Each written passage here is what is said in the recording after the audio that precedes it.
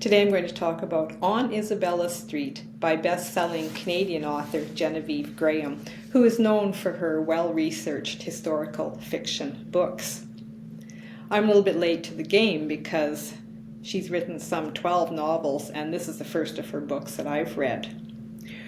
True to form, On Isabella Street takes place in 1967 in Toronto. There are several storylines or themes that I think would make it attractive to many different readers depending on your interest. One of the main themes is Canada's role in the Vietnam War and all the controversy and disagreement attached.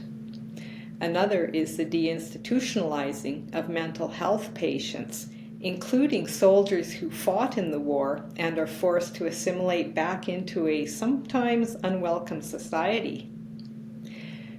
There's the friendship bond of two women, rather conservative psychiatrist Dr. Marion Hart and young hippie Sassy Rankin, who just wants to make music and maybe rebel against the establishment.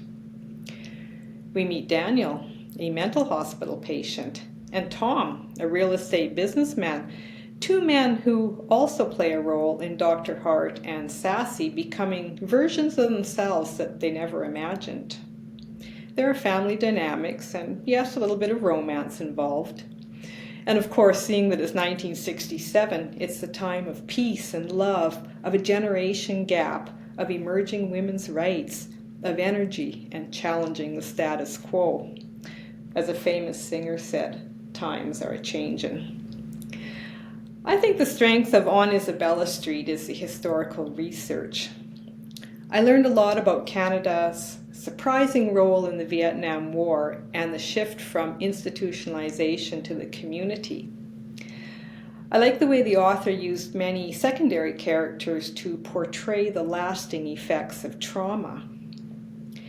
The author attaches a very helpful and must-read author's note, as well as a bibliography that explain and support her writing.